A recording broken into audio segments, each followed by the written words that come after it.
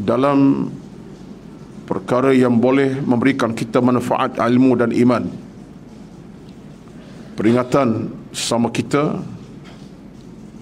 mudah-mudahan dengan apa yang kita sampaikan ini ada yang makin faham dan ada mengambil kefahaman, dan mudah-mudahan akan buka pintu hati kita semua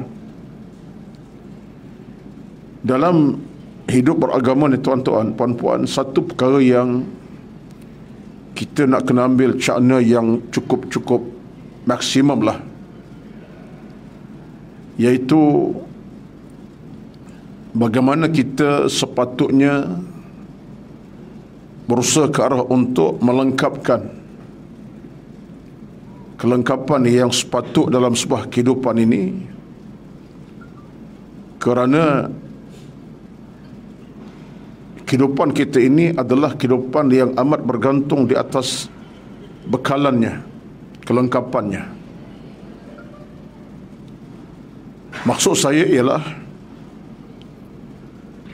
kalau kita lihat sebuah kenderaan, kita ambil kereta lah sebagai contohnya.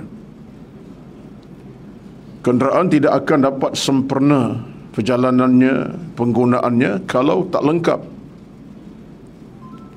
tak sempurna sifatnya sebagai sebuah kenderaan. Bagaimana mungkin sebuah kenderaan akan berjalan dengan laju lancar, akan dapat dinaiki oleh penumpangnya, daripada pemandu hinggalah penumpangnya dengan baik, dan bagaimana kenderaan tadi akan dapat membawa kita ke destinasi yang sebaik sebetulnya. Kalaulah kenderaan tidak lengkap, tak cukup sifatnya, ada tayar tapi enjin tidak ada, ada pintu tapi tak ada tayarnya, demikianlah antara kekurangan yang ada. Masalah. Jadi kalau kenderaan tadi lengkap sifatnya, daripada tayar, enjin, aksesorinya lengkap, tingkap, cermin, wiper, macam-macam, maka sifat itu telah memberikan kita kemudahan. Nak berjalan jauh 8 jam pun insya-Allah selamat. Nak berjalan jauh 5 jam pun kita akan sampai dengan baik dan tidak mudaratkan kita. Bahkan kita senang menaikinya, kita sonok menaiki kenderaan tadi. Daripada Shah Alam ke Kuantan 2 jam boleh sampai. Daripada Shah Alam ke Kota Baru 7 jam setengah, 7 jam boleh tiba, contohnya.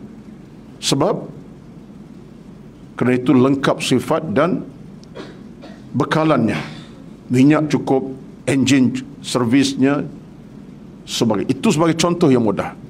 Saya nak kaitkan dengan kita pun sama.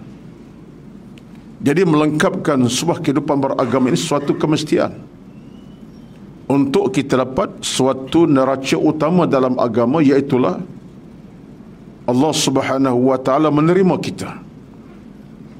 Sifat kita cukup, iman lengkap, ilmu lengkap, taqwa lengkap, akhlak terpuji lengkap, hati yang mulia lengkap, akhlak yang baik lengkap, semuanya lengkap.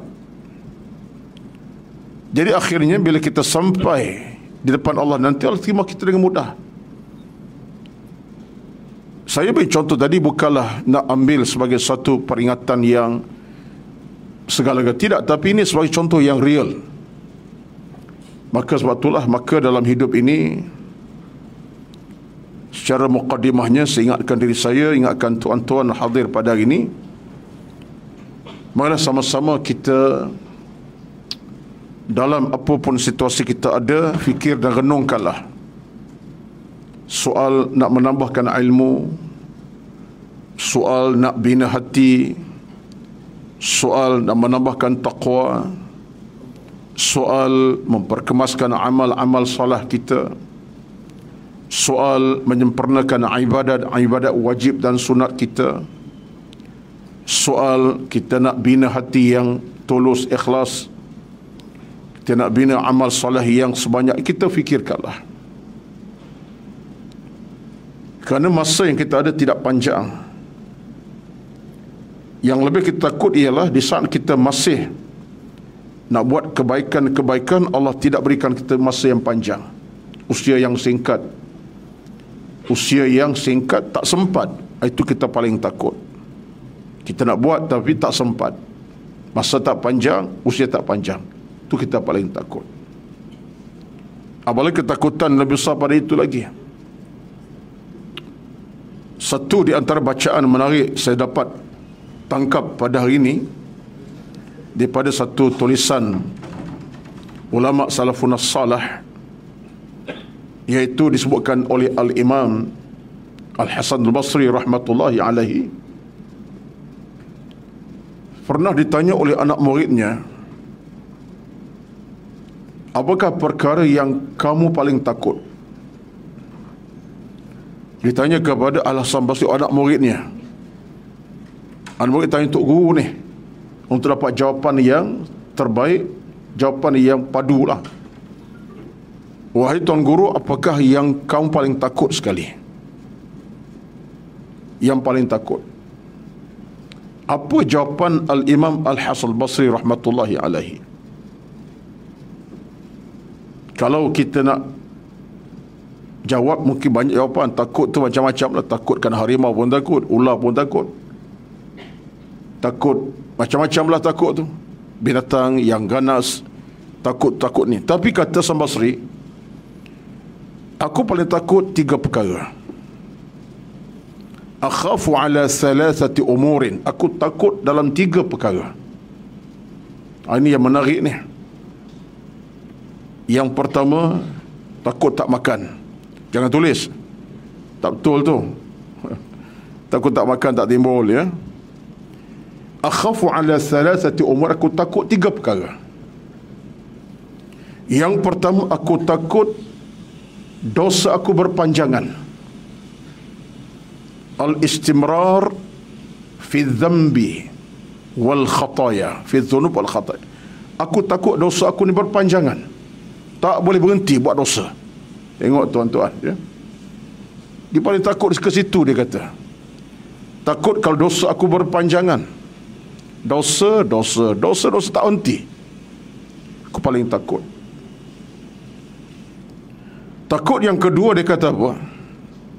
Aku paling takut kalau aku ini tak diampunkan dosa oleh Allah.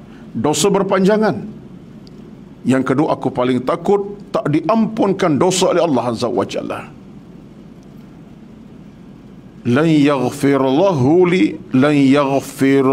li 'ani dzunub wal khata'. Allah tak ampun dosaku.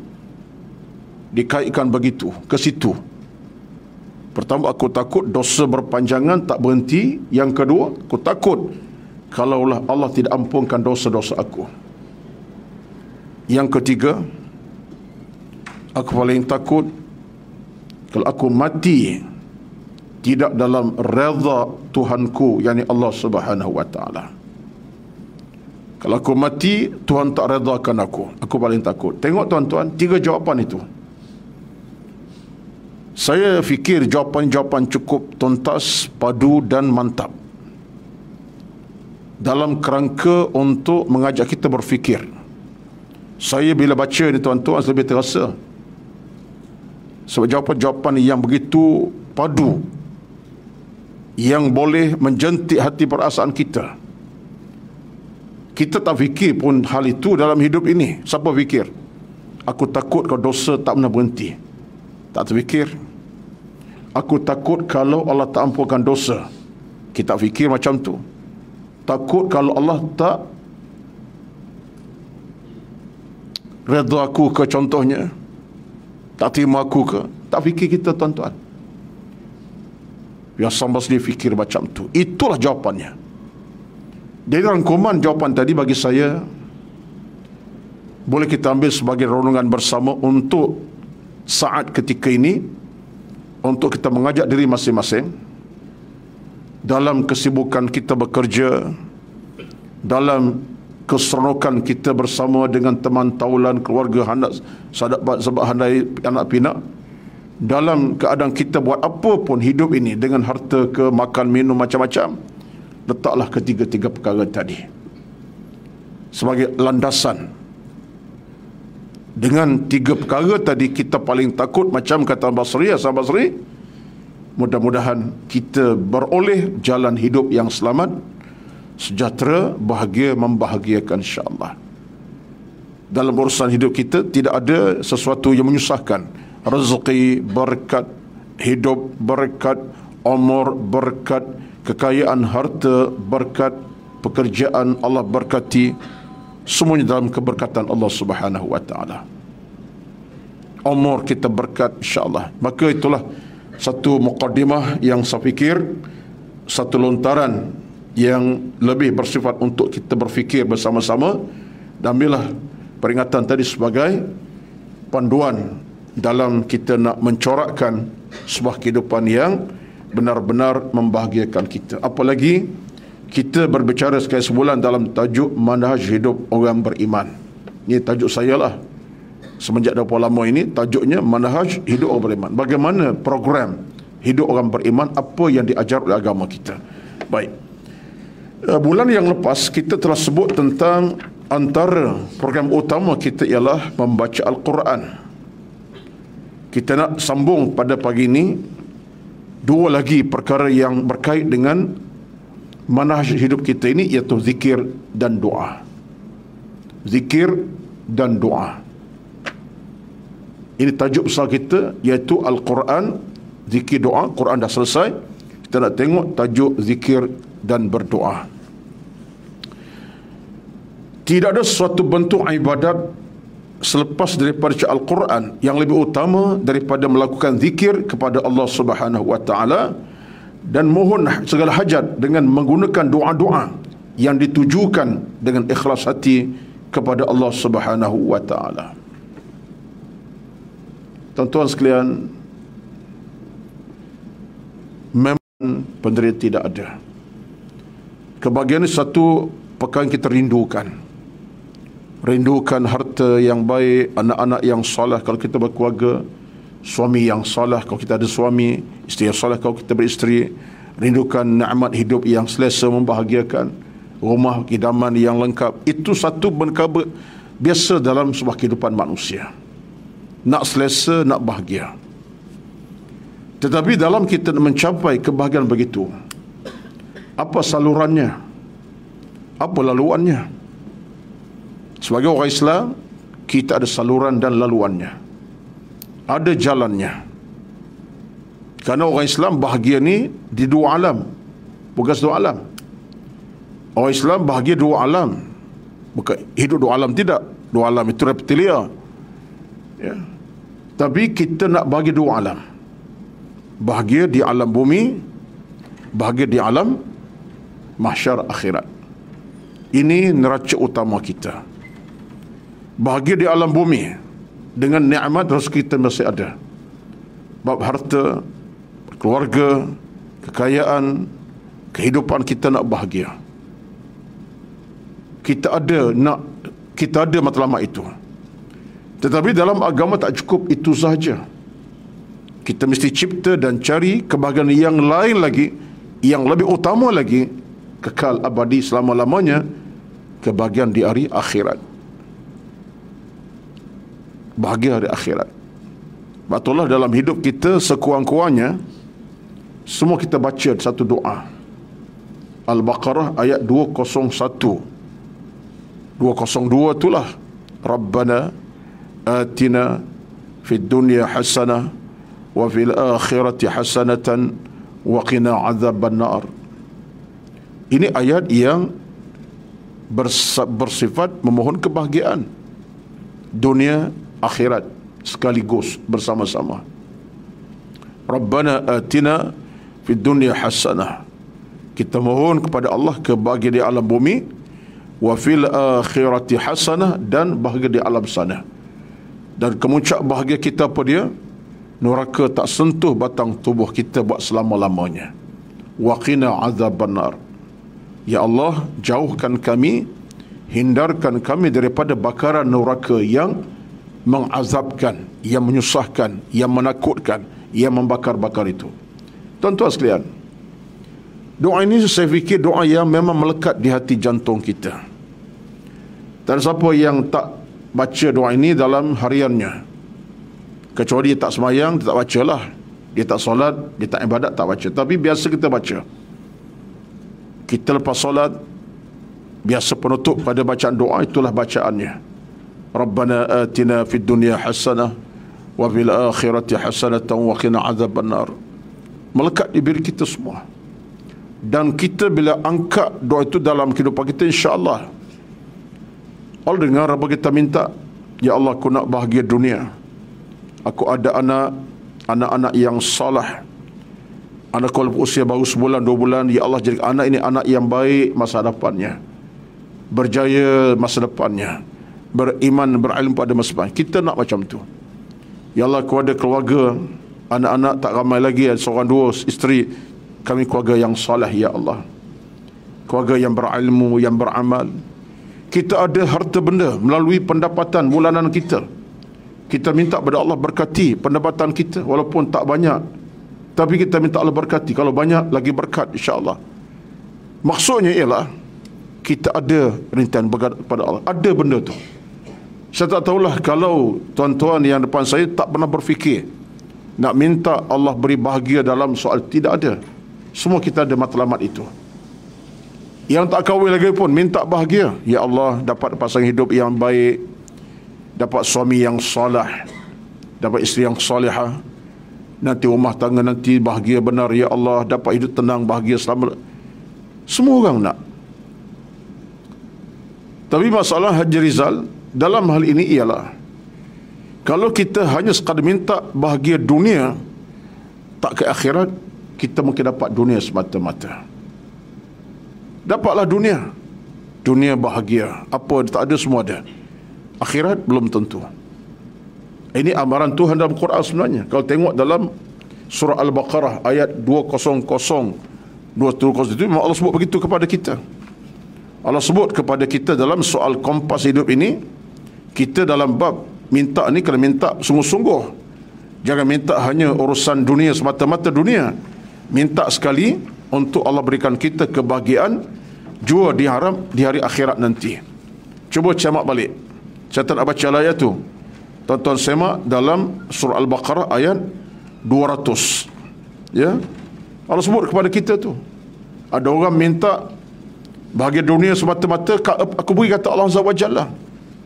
Fa minan nasi man yaqulu rabbana atina fid dunya wa ma lahu fil akhirati min khalaq. Ada orang minta bahagia dunia semata-mata, dapatlah dunia. Akhirat tak ada, kata Allah.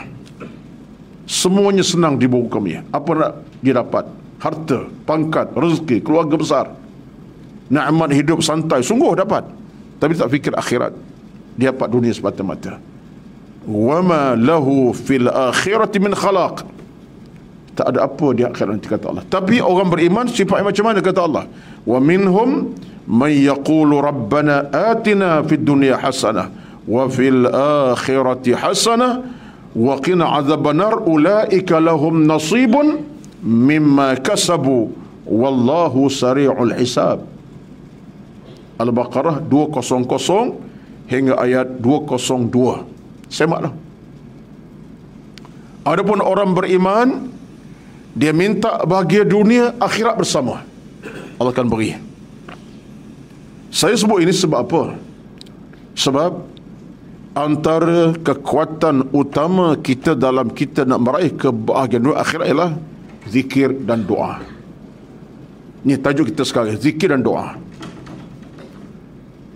Zikir dan doa kepada Allah Subhanahu wa taala. Dan kata pengarang kitab kita, tak ada satu bentuk ibadah selepas Al-Quran yang lebih utama daripada zikir kepada Allah dan doa, mohon hajat kepada Allah Subhanahu wa taala. Tuan-tuan, kita boleh cari harta untuk kita capai semua nikmat kita nak. Bekerja siang malam dapat. Tetapi harta belum tentu membahagiakan kita, kalau tidak dengan rahmat redha Allah Subhanahu wa taala. Orang boleh cari harta, dah bijak berfikir, boleh merancang, pandai dalam merancang, raja kerja dapat. Tetapi belum tentu harta membahagiakannya. Belum tentu. Kita boleh cipta harta, tak boleh cipta kebahagiaan. Kita boleh cari harta, dapat, belum tentu dapat cari dan cipta kebahagiaan. Betul tak betul? Itu kenyataan. Ini frasa penting dalam sebuah kehidupan. Ada orang harta bukan sikit, melimpah ruah. Apa yang dia tak ada, semua dia ada. Kekayaan yang banyak, pangkat tinggi, tapi dari sudut kebahagiaan, kecundang. Sebab dia cari harta, dia tak boleh cari kebahagiaan. Betullah dalam soal ini, kita dapat keduanya serentak sekali. Bahagia harta, bahagia juga dalam urusan kehidupan seharian. Tenang jiwa. Apa caranya? Zikir dan doa. Satu, Nabi SAW ingat kepada kita semua. Sampai tahap, tuan-tuan, saya ambil renungan ini secara mudah ni, secara keinsafan yang simple. Boleh kita renung. Kenapa dalam Islam, kita cuba bawa sikit persoalan, kita cari jawapan. Masing-masing cari jawapan. Kenapa dalam Islam kita nak minum seteguk air? Ni mahal air ni, Evian ni mahal ni. Ni air raja-raja minum ni. Nak minum air ni, pada minum je lah, tak ada masalah apa. Buka botol, masuk dalam gelas, 3 cawan pun, 3 saus botol nak minum, tak ada masalah. Tapi kenapa dalam agama kita, Nabi ajar kita untuk baca doa belum minum? Simple soalan saya kepada tuan-tuan. Kita renung. Minum air satu rezeki. Kita cari harta, boleh beli air segelas botol, katalah ini berapa Evian ni? RM4 sebotol ke? Lebih kurang tak? Ini bukan RM2 ni. Katalah RM4 sebotol. Kita bekerja, pandai, kita harta dapat beli air sebotol. Bahagialah kita dengan air. Tapi kenapa Islam suruh kita kena minum air sebut nama Tuhan? Paling tidak Bismillahirrahmanirrahim. Yang lebih jauh lagi bacaan doanya apa dia? Allahumma barik lana fima razaqtana wa qina azabana. Nak minum air pun Allah minta kita baca doa. Sebab apa tuan-tuan? Ada maksud tersirat tu. Arti kalau kita cari harta kita dapat beli barang makanan, kata air sebotol ini, kita punya cari harta dapat beli air sebotol, tapi kita mengharapkan ada di sana nilai bahagia sebab kita minum tadi dengan barakah pada Allah Subhanahu wa taala. Minum yang melegakan, minum yang memberkati, minum yang Allah radha, minum yang Allah rahmati kita. Bukan minum semata minum. Air masuk dalam dada kita dengan apa? Dengan nikmat Tuhan ni. Nama dia. Sebagai contoh yang mudah, kita renung. Bahkan kalau ada orang cari harta semata-mata tapi tak pernah sebut nama Tuhan, keluar pagi, balik petang, dapat gaji, bayar hutang, hidup agama tunggang langgang, lintang pukang. Dia berharta, tapi tak ada zikir, doa tidak ada. Dia telah meletakkan hidup dalam kesempitan sebenarnya, bukan keluasan. Maka disitulah kunci kita yang utama sekali, ialah kita nak mencari kebahagiaan. Dalam soal harta kita capai apa kita nak? Dengan Allah kita sebut, zikir, sebut namanya, minum air, alhamdulillah kau dah kenyang. Minum air, nak mula minum, Bismillahirrahmanirrahim. Nak datang ke pejabat kerja, nak mula bekerja jam 7 pagi, cari harta lah ni, Bismillahirrahmanirrahim, tawakkaltu ala Allah. Kita mula pergi ke pejabat, bermula dengan nama Tuhan, bawa kenderaan motor ke, kereta ke, Subhanalladzi sakhkhara. kita baca doa supaya perkara kita nanti perkara yang Allah rahmati berkati, harta halal dapat. Nampak tuan-tuan, dia punya neraca tu neraca yang cukup cantik. Zikir, sebut nama Tuhan dan doa kepadanya. Lepas tu Nabi sebut dalam, Allah sebut dalam ayat Al-Quran Karim. Cuba tengok satu ayat suci Al-Quran Karim dalam surah Al-Baqarah ayat 152. Dalam surah Al-Baqarah 152 Allah kata apa kepada kita? Al-Baqarah 152, boleh semak dalam buku saya ada catatan ni. Daripada berkitab ni saya baca kitab tuan-tuan ya. Allah berfirman menjelaskan kelebihan berzikir kepada kita dengan firman-Nya, fadhkuruni adhkurkum washkuruli wala takfurun. Allahu Akbar.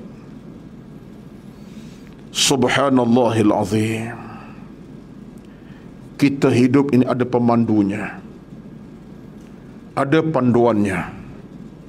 Dalam semua kerja buat kita ada pemandu dan ada panduan. Pemandunya agama, panduannya adalah amalan solat kita. Baik. Apa kata Allah Azza wa Jalla? Fadhkuruni, maka ingatlah kamu kepada aku. Adhkurkum, nescaya aku ingat kepada kamu. Washkuruli, syukurlah kepada aku. Wala takfurun, jangan kufurkan aku hai manusia. Ayat Al-Baqarah 152. Tuan-tuan, ayat ini betul-betul Allah bercakap kepada hamba-Nya, tiap-tiap kita seorang-seorang. Sebab kita tak boleh nak tolak ayat ini sebagai satu pedoman kepada kita. Fadhkuruni, hi hambaku, ingat pada aku. Ingat dengan maksud apa? Zikir, doa, munajat, minta, rintih. Rasulullah kita bicara sebelum baca Quran. Itu makna zikir. Sebut namanya, puji-puji kepadanya, ingati namanya, besarkan nama-nama Tuhan. Doa kita panjang-panjangkan. Macam tadi nak makan pun sebut nama dia. Fadhkuruni, hi hambaku, ingat pada aku. Adhkurkum, nescaya aku ingat kepada kamu. Mana kalau kita dalam konteks bacaan, kita baca nak minum tadi, Bismillahirrahmanirrahim, kita minum, menjadi suatu amalan soleh. Minum air pun jadi amal soleh. Sebab apa? Allah balasi dengan ingatan kepada kita. Aku beri balasan kepada hambaku. Dia baca minum air pun sebut nama aku. Nak kalau orang baca nak sebut nama aku, itu nama Allah. Apa kita adhkurkum, Allah ingat dengan cara Allah bagi rahmat, Allah bagi rahmat, Allah bagi hidayah, Allah beri keselamatan. Itu cara Allah ingat pada kita. Dia balas balik dengan kelebihan-kelebihan kita tak nampak secara totalnya, fizikalnya, tapi Allah beri berkatlah, rahmat sampai. Kata Tuhan, washkuruli, jangan dan syukurlah kepada aku. Syukur semua nikmat aku beri, ingat aku yang punya. Kamu tak ada apa-apa dalam hidup ini. Semua nikmat aku, aku yang beri, aku yang punya. Kamu tak ada apa-apa. Hak kamu pegang tu hak aku. Kamu nikmati apa pun hak aku punya. Washkuruli, syukur pada aku manusia. Wala takfurun, dan jangan kufur kepadaku wahai hamba-Ku semua. Maksud apa? Jangan lalai, jangan lupa, jangan leka, jangan sombong. Maksud yang kufur ni begitulah. Jangan sombong, jangan leka, jangan lalai, jangan lupa. Itu maksud wala takfurun, jangan kufur. Maksud jangan lalai, jangan leka, jangan lupa, jangan cuai, jangan sombong dengan apa aku punya nikmat pada kamu. Tuan-tuan sekalian, boleh ke tak boleh? Kalau ayat ini saya minta tuan-tuan yang hadir pada hari ini, tolong jadikan sebagai ayat ingatan sepanjang waktu dan masa. Saya tak kata wajib hafaz, saya tak kata wajib ingat dalam maksud hafalan. Siapa nak hafal, baguslah. Siapa nak ingat, bagus. Tapi saya nak ajak tuan-tuan letak ini dalam konteks dada masing-masing. Allah ingatkan diri kita masing-masing. Hei hambaku, ingat kepada aku. Aku ingat kepada kamu. Jangan syukur pada aku, jangan kufur pada aku. Itu saja. Kita ingat ayat 152 sebagai bekalan kita. Dengan arahan Allah kepada kita, hei hambaku, ingat pada aku. Aku, ya Allah, aku tak lupakan kamu, ya Allah. Aku makan, aku minum, aku pakai, aku bekerja, cari harta, dapat hidup, kehidupan macam ni, dapat anak, dapat berjalan, bangun, duduk. Ini semua anugerahmu kepada aku. Ini anugerahmu kepada aku, ya Allah. Aku tak lupakan kamu. Dan aku syukur padamu, ya Allah. Alhamdulillah. Dapat rezeki. Makan, minum pun dapat. Penglihatan pun dapat. Tengok sesuatu, semua aku dapat. Alhamdulillah. Dan ya Allah, aku tak akan kufur kepada sama sekali. Saya, tuan-tuan, minta ayat ini. Kalau siapa boleh hafal, hafallah. Dan tak panjang pun. Fadhkuruni azkurkum washkuruli wala takfurun. Hafal. Ingatlah. Mudah-mudahan ia menjadi mesej penting kepada kita untuk menjadi bekalan. Baik. Satu perkara. Yang keduanya ialah, kenapa dikaitkan soal kebahagiaan dengan zikir dan doa? Kenapa dikaitkan kebahagiaan dengan zikir dan doa? Kerana dalam hidup ini, apa bentuk kebahagiaan kita capai, semuanya datang daripada Allah Subhanahu wa taala. Tak ada ciptaan kita, oh saya bahagia sebab saya pandai cari bahagia. Saya bahagia dapat naik pangkat. Sekali setahun confirm dapat naik pangkat. Saya cerdik, saya bijak. No. Anak kita lahir sebagai bayi yang pertama, dua ketiga gila. Dapat anak yang pertama. Bukan kita hebat. Tidak, Allah beri rezeki anak tersebut. Kita boleh makan, minum, boleh rasa makan masin manis. Ini masin, bukan manis. Ini makanan, sedap tak sedap. Contoh, berbau, harum tak harum. Bukan kita punya kekuatan boleh merasa sesuatu dengan apa yang kita ada. Tidak. Nikmat Allah beri kepada kita, rezeki. Betul, dalam hidup ini kita langsung tak ada kekuatan, melainkan apa yang Allah beri itulah kekuatannya. Maka dalam kehidupan beragama kita, tuan-tuan, kita jangan jadi manusia yang sombong. Saya sebut ini sebab kata Imam Al-Ghazali rahmatullah, yang paling sombong kalangan manusia siapa? Orang paling kibria, yang paling takabur dengan Tuhan siapa, tuan-tuan? Siapa? Orang yang enggan beribadat dan orang yang tidak bersyukur pada Allah Azza wa Jalla. Ketika mana syaitan, iblis, dianggap makhluk yang paling jahat di kalangan makhluk Allah, aba wastakbar wa kana minal kafirin. Iblis pada asal hamba Allah yang begitu dekat dengan Tuhan, ahli ibadat. Tetapi bila sampai saat ketikanya, dia tunjuk kesombongan Tuhan. Apa sombongnya? Allah kata, wahai iblis, hormatkan Adam. Adam, aku punya ciptaan, engkau pun sama. Aku cipta Adam semakhluk di bumi Allah ini, di bumi aku ini. Hormatkan Adam. Tapi iblis kata, siapa Adam itu? Engkau jadikan Adam pada khalaq min tin wa khatta min nar. Aku daripada tanah, daripada api, daripada tanah. Mana lebih hebat? Aku lebih hebat. Bangga diri dia. Sedangkan kau dia fikir dengan logik akal, sekalipun daripada api, siapa yang buat? Allah bukan dicipta diri sendiri. Aku dengan Tuhan punya perintah, tunduklah. Engkau aku cipta, Allah cipta, bukan kau buat sendiri. Tetapi saat dia rasa dia hebat, lebih mulia, dia enggan. Allah isytiharkan dalam Quran, aba wastakbar wa kana minal kafirin. ini manusia paling angkuh, paling sombong, dia tidak akan sejahtera selama-lamanya. Allah sendiri hukum. Jadi sebab itulah dalam hidup ini keras agak sikit pandangan ulama setengah-setengahnya, menyatakan kepada kita tak ada orang paling sombong di kalangan manusia melainkan orang tidak tunaikan perintah Allah Subhanahu wa taala.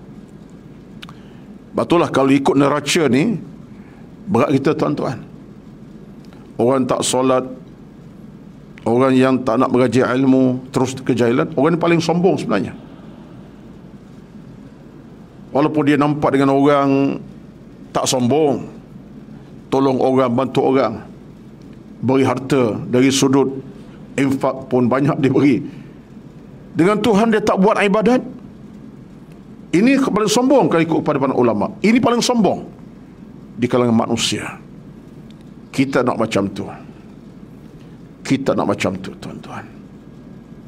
Maka zikir dan doa ini adalah merupakan jalan utama kita untuk kita mencapai nikmat kebahagiaan yang abadi, yang sejati. Kan nikmat yang datang pada zikir doa ini nikmat yang kekal insya-Allah. Allah akan beri kita rezeki yang banyak, kerahmatan yang berpanjangan, ketenangan yang berkesinambungan insya-Allah. Itu satu. Dua, yang ketiganya ialah bila sebut zikir ni, dia ada pemecahan yang jelas dalam Islam. Dan itulah di antara benda kita nak kena pasakkan dalam kehidupan kita. Zikir kalau ikut pandangan Al-Imam Ibn Qayyim Al-Jauziyah, yang pertama dia disebut zikrul lisani, zikir lidah. Disebut dengan makna zikir lidah. Az-zikru bil lisan atau zikr lisan, lidah. Lidah kita. Semudah itu tuan-tuan kita lidah kita untuk apa? Subhanallah, alhamdulillah. Semudah itu. Semudah itu kita boleh sebut bila-bila masa. Alhamdulillah. Boleh minum air, alhamdulillah. Boleh bercakap, alhamdulillah. Tengok alam cakrawala indah, subhanallah. Tengok benda yang menakutkan, Allahu Akbar. Itu semua zikir daripada lidah langsung. Ya. Ini di antara amalan paling mudah sekali. Lisan kita bercakap membesarkan Tuhan. Sehingga dalam Islam Allah berjanji, Nabi sebut dalam hadis yang sahih, bagaimana orang yang sentiasa berzikir ini, dia sebenarnya sedang meraih pahala cash daripada Allah Subhanahu wa taala. Pahala cash. Malam, siang, pagi, petang. Sebab lidahnya berzikir. Subhanallah, alhamdulillah. Bila-bila masa cash pahala tu. Keluar daripada surau, tengok selipar tak ada. Hilang selipar. Apa dia kata? Subhanallah. Meratap dia dengan ucapan Maha Suci Allah. Hilang selipar pula. Pahala dah tu. Tapi kalau dia kata menatang mana cari selipar, dia tak ada pahala. Tengok selipar hilang, menatang mana yang curi selipar ni. Beruk ke anjing, dia kata. Macam tu. Lagi teruk dah tu. Tak ada pahala. Menyumpah seranah tak boleh. Tapi kita tengok benda-benda yang memang kita duka cita, tapi kesebutan kita Allahu Akbar. Contohnya, pahala. Apalagi kalau kita benar-benar menggunakan itu untuk tujuan pahala besar. Contohnya, lepas sembahyang subhanallah, lepas solat alhamdulillah, lepas makan lagilah pahala besar. Sampai Nabi sebut dalam hadis, Nabi kata kepada kita, ala adullukum bi kanzin min kunuzillah, min kunuzil jannati. Nabi nak tunjuk satu di antara kanzin ni, bahasa Arab bermakna ala adul bi kanzin, apa, kunuz al jannah, terjemahnya apa, harta banyak, kita kata apa ya, khazanah, bukan khazanah, ada satu wording, payah nak cari wording tu terjemah, tak apalah, sambil bahasa saya lah, mudahnya khazanah besar lah. Nabi sebut, ala adullukum bikanzim min kunuzil jannati. Nakkah kamu tunjukkan satu khazanah yang besar dalam syurga kamu capai nanti? Apa dia? Masa di bumi, ucapkanlah kalimah apa? La hawla wa la quwwata illa billah. Siapa yang sebut kalimah itu, la hawla wa la quwwata, maka Nabi sebut dalam syurga nanti akan dapat satu kanzun, satu khazanah besar. Tuan-tuan, tengok cara agama ni diajar kita supaya dapat pahala by cash. Apa yang masalahnya nak sebut kalimah subhanallah, alhamdulillah, tengah driving kita, daripada kita pejabat ke rumah setengah jam. Banyak mana kita sebut selawat ke, zikir ke. Allah subhanallah, masya-Allah tuan-tuan. Rezeki belaka kita ni. Yang pertama ialah zikir dengan lidah. Yang kedua ialah az-zikru bil qalbi, dengan hati. Mulut tak bersuara, hati bercakap. Ini kita dengan hati kita lah. Zikir hati. Mulut tak berbunyi tapi hati bercakap tu. Dalam bersud sebut Allahu Akbar, Bismillah ke apa saja, hati bercakap. Allah tahu. Ya'lamu kha'inatal a'yun. Allah tahu dalam mana hati kita. Oh, hamba zikir sekarang ni, tengah-tengah dengar ceramah pun zikir dengan hati, sesambil mengantuk lah. Contohnya zikir hati. Ini satu lagi di antara amalan yang kita boleh lakukan. Hati kita bercakap dengan Allah Azza wa Jalla. Orang tak dengar, tapi Allah dengar. Jangan bimbang, insyaAllah. Allah tahu rahsia dalam kita. Yang ketiga ialah az-zikru bil qawli, az-zikru bil af'ali, bil fi'li. Zikir dengan perbuatan. Macam mana pula zikir dengan perbuatan? Maksudnya lah, kita buat sesuatu benda baik. Zikir tu, ambil duit RM1, pegang duit ni, tabungkan ke tabung masjid dan surau. Contoh, itu zikir tu, Haji Rizal. Maksud kita buat kebaikan atau nama derma. Zikir tu dengan perbuatan. Ambil duit RM1, nampak orang miskin, hulurkan, beli makanan, contoh sebotol air, halur. Zikir juga, zikir dengan perbuatan. Zikir tu sebab kita buat kebaikan dengan anggota badan kita secara amalan. Maka itulah zikir-zikir yang diajar agama. Semuanya merupakan jalan-jalan kita untuk mencipta kebahagiaan. Mudah-mudahan kita akan sambung nanti dalam akan datang kuliahnya dengan tajuk yang masih belum selesai, iaitulah zikir, doa-doa sebagai jalan untuk kita mencapai kebahagiaan dalam beragama. Wallahu alam, saya doakan mudah-mudahan semua yang hadir pada hari ini dalam rahmat Allah Subhanahu wa taala diberikan Allah keredaan, keselamatan, kebahagiaan, keamanan dan keredaan yang berkekalan. Amin rabbal alamin. Itulah harapan kita bersama. Yang bercakap pun banyak kekurangan, banyak kelemahan. Saya berani bercakap, saya nak ajak diri saya, tuan-tuan, jom kita bersama-sama mencapai apa yang dijanjikan Allah kepada kita. Assalamualaikum. A'udzubillahi minasyaitanirrajim. Bismillahirrahmanirrahim. Alhamdulillahi rabbil alamin. Wassalatu wassalamu ala sayyidina Muhammad wa ala alihi wa sahbihi ajma'in. Allahumma inna nas'aluka ridhaka wal jannah wa na'udzubika min sakhatika wan nar. اللهم إنك تحب العفو فاعف عنا ربنا آتنا في الدنيا حسنة وفي الآخرة حسنة وقنا عذاب النار والحمد لله رب العالمين. تقبل الله منكم، تقبل يا كريم، والسلام عليكم ورحمة الله وبركاته.